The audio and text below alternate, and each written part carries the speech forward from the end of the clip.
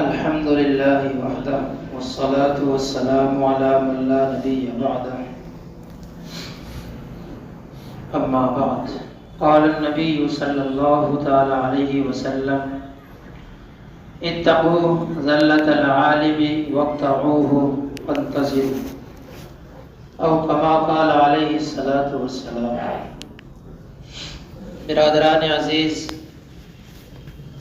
ایک حدیث آپ کے سامنے پڑھی ہے. اگرچہ یہ حدیث سند کے اعتبار سے ضعیف ہے لیکن معنی کے اعتبار سے بہت صحیح ہے. امت نے اس حدیث کو قبول کیا ہے اور اس پر عمل بھی کیا ہے. یہ حدیث حضرت عمر بن عوف رضی اللہ تعالی عنہ سے مروی ہے.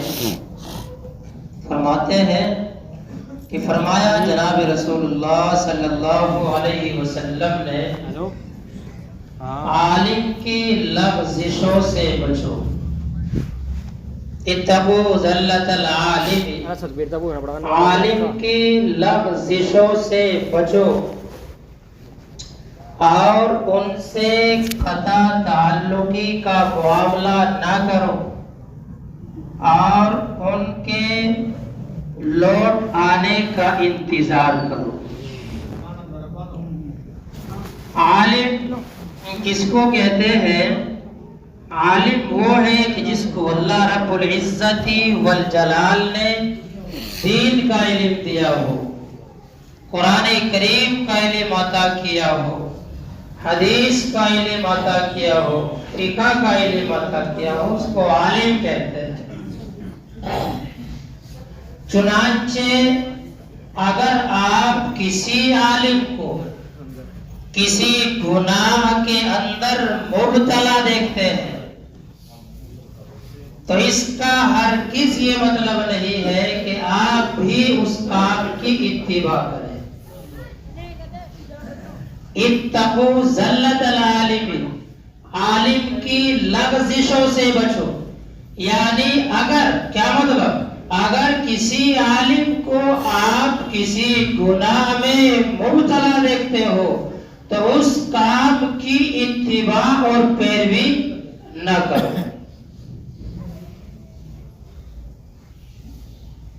اس لیے کہ وہ عالم ہے، اگر وہ کسی گناہ کے اندر مبتلا ہے اور آپ دیکھتے ہیں تو آپ کے لیے جائز نہیں ہے کہ اس کام میں آپ اس عالم کی پیروی کریں، اتباع کریں. اس پہلے ٹکڑے میں پیارے نبی علیہ السلام نے اس شخص کی اصلاح فرما دی کہ جس کو کہا جاتا ہے کہ اگر وہ کسی گناہ کے اندر مبتلا ہے کہ بھائی یہ کام گناہ ہے، یہ کام جو آپ کر رہے ہیں یہ ناجائز ہے، تو مثالیں دینا شروع کر دیتا ہے کہ فلاں عالم بھی تو یہ کام کر رہا ہے، فلاں عالم بھی تو یہ گناہ کر رہا ہے. یہ جائز نہیں ہے، یہ مثالیں دینا جائز نہیں ہے کہ فلاں عالم بھی یہ کام کر رہا ہے. اگر کوئی عالم جہنم کی طرف جا رہا ہے تو آپ بھی جائیں گے، کوئی عالم آگ میں کود رہا ہے تو آپ بھی کودیں گے؟ نہیں. اور آگے فرمایا، علماء نے لکھا ہے کہ اگر کوئی حقیقت میں عالم ہے، صحیح اس کے پاس علم موجود ہے، وہ آپ کو اپنی زبان سے کوئی مسئلہ بتاتا ہے، کوئی فتویٰ دیتا ہے تو اس کے مسئلے پر، اس کے فتوے پر عمل کیا جائے گا، اس کے فتوے کا، اس کے مسئلے کا اعتبار کیا جائے گا. لیکن اس کے عمل کو معتبر ماننا یہ ضروری نہیں ہے.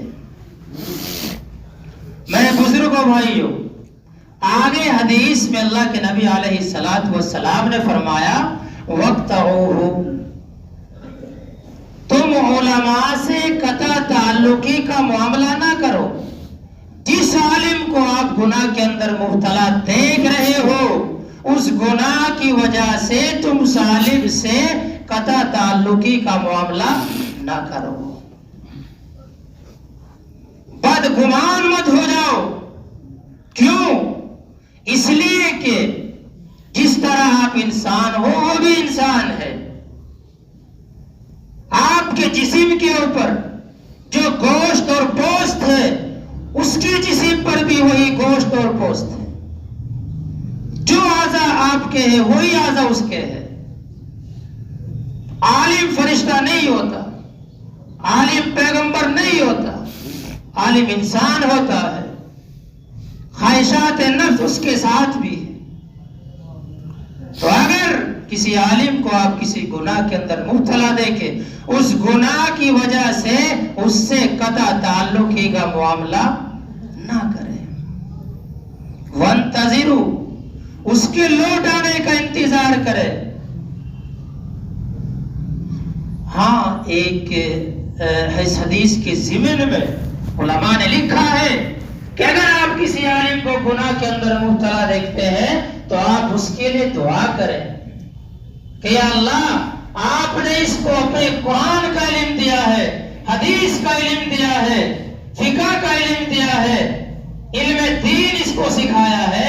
اللہ اس گناہ کے اندر مبتلا ہو گیا ہے، مصیبت کے اندر مبتلا ہو گیا ہے، اللہ اس کی حفاظت فرما. اب اس کے لیے دعا کریں گے، اس سے بدگمان نہیں ہوں گے، بدظن نہیں ہوں گے، اس سے قطع تعلق کا معاملہ آپ نہیں کریں گے، بلکہ اس کے لیے کیا کریں گے؟ آپ دعا کریں گے. میرے بزرگوں بھائیو، آپ کو ڈبل ثواب ملے گا.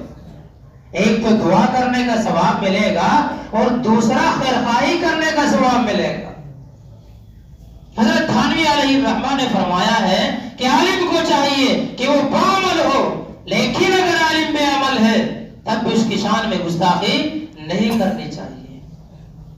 قرآن کریم کی ایک آیت ہے، وَإِن جَاهَدَاكَ عَلَىٰ تُشْرِكَ بِي شَيْئًا الآیہ، اللہ تبارک و تعالیٰ فرماتے ہیں کہ اگر تمہارے والدین شرک کے اندر مبتلا ہے، کفر کے اندر مبتلا ہے، تو شرک میں اور کفر میں ان کی اتباع نہ کرو، لیکن اس کے علاوہ ان کی اتباع کرو، ان کی بات مانو، ان کی فرما برداری کرو. لیکن کفر کے اندر، شرک کے اندر اگر آپ کو ابھارے تو اس کام میں ان کی پیروی نہ کرو. اس کے علاوہ ان کی ساری بات مانو. آخر وہ تمہارے باپ ہے، تمہاری ماں ہے، قابل تعظیم ہے، قابل تکریم ہے. ایسے ہی ایک عالم بھی اگرچہ وہ بے عمل ہے لیکن وہ عالم ہے، قابل تکریم ہے، قابل تعظیم ہے.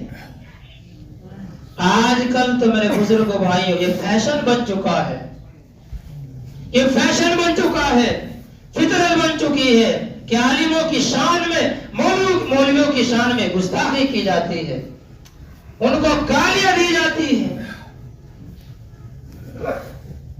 ایک حدیث میں، اور حدیث قدسی ہے، من عاد لی ولیا فقد آذنتہ بالحرب. اللہ فرماتے ہیں کہ اگر کوئی آدمی کسی میرے ولی کی شان میں گستاخی کرتا ہے، گالی دیتا ہے، برا بھلا کہتا ہے، اس کے خلاف میرا اعلان جنگ ہے. بہت خطرناک جملہ ہے، اعلان جنگ ہے. اللہ نے یہ نہیں فرمایا کہ جو میری شان میں گستاخی کرے گا. آپ دیکھتے ہیں کہ کتنے لوگ اللہ کی شان میں گستاخی کرتے ہیں، شرک کے اندر مبتلا ہے، اللہ کی توحید کا انکار کرتے ہیں، لیکن اللہ نے یہ نہیں فرمایا کہ اگر کوئی میری توحید کا انکار کرے گا، کوئی میری شان میں گستاخی کرے گا تو اس کے خلاف میرا اعلان جنگ ہے. یہ نہیں فرمایا کہ اگر کسی عالم کی شان میں کوئی گستاخی کرے گا، کوئی ان کے ساتھ بدتمیزی کا معاملہ کرے گا، ان کو تکلیف پہنچائے گا تو اس کے خلاف میرا اعلان جنگ ہے. اور اللہ دنیا کے اندر اس سے بدلہ لیتا. دوسری حدیث میں اللہ کے نبی علیہ الصلوۃ والسلام فرماتے ہیں، من اہان العالم فقد اہان العلم، کہ جس نے کسی عالم کی اہانت کی، توہین کی، اس نے علم کی توہین کی. ومن اہان العلم فقد اہان النبی صلی اللہ علیہ وسلم، اور جس نے علم کی توہین کی اس نے محمد الرسول اللہ صلی اللہ علیہ وسلم کی توہین کی. ومن اہان النبی فقد اہان جبرائیل، اور جس نے نبی کی توہین کی اس نے جبرائیل امین علیہ السلام کی توہین کی. ومن اہان جبرائیل فقد اہان اللہ، اور جس نے جبرائیل امین علیہ السلام کی توہین کی اس نے اللہ کی توہین کی. ومن اہان اللہ فقد اہانہ یوم القیامہ، اور جس نے اللہ کی توہین کی قیامت کے دن اللہ اس کو ذلیل اور رسوا کرے گا.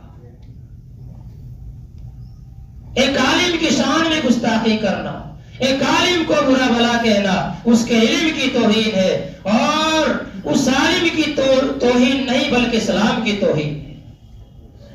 بعض مرتبہ میرے بزرگوں بھائیوں ایک عالم کی شان میں گستاخی کرنے سے، اس کے علم کی توہین کرنے سے ایمان سلب ہو جاتا ہے، ایمان سلب ہو جاتا ہے. تو ہمیں غور کریں، ہم غور کریں، فکر کریں میرے بزرگوں بھائی، اپنے علماء کی آپ قدر کریں. حدیث میں اللہ کے نبی علیہ السلام فرماتے ہیں کہ عالم بنو یا طالب علم بنو یا پھر علم دین سننے والے بنو یا پھر ان سے محبت کرنے والے بنو، پانچویں نہ بنو، یعنی ان سے بغض رکھنے والے نہ بنو. کتابوں کے اندر ایک واقعہ لکھا ہے، مولانا جمیل الرحمان صاحب شیخ الحدیث دارالعلوم دیوبند اور نائب مفتی، حضرت مدنی علیہ الرحمہ کے سلسلے میں حضرت مدنی مولانا حسین احمد مدنی رحمت اللہ علیہ، ان کی شخصیت سے ہم سب واقف ہیں. ہندوستان کی آزادی میں اپنی جان کو قربان کرنے والے، اپنی جان کو نچھاور کرنے والے، قربانی دینے والے حضرت مولانا حسین احمد مدنی رحمت اللہ علیہ. ان کے بارے میں لکھا ہے کہ وہ تقسیم ہند کے مخالف تھے، تقسیم ہند کے مخالف تھے، اور اس کی وجہ تھی کہ اگر ہندوستان تقسیم ہو گیا تو مسلمانوں کی طاقت تقسیم ہو جائے گی. ان کی نیک نیتی یہ تھی کہ اگر ہندوستان تقسیم نہ ہوا، ایک رہے اور پاکستان نہ بنا، ہندوستان میں مسلمان رہے، تو جس طرح یہاں 800 سال تک مسلمانوں نے پہلے حکومت کی، انشاءاللہ آنے والے وقت میں بھی یہاں مسلمان حکومت کریں گے. لیکن کیا کریں، تقسیم ہو گئی، پاکستان الگ بن گیا.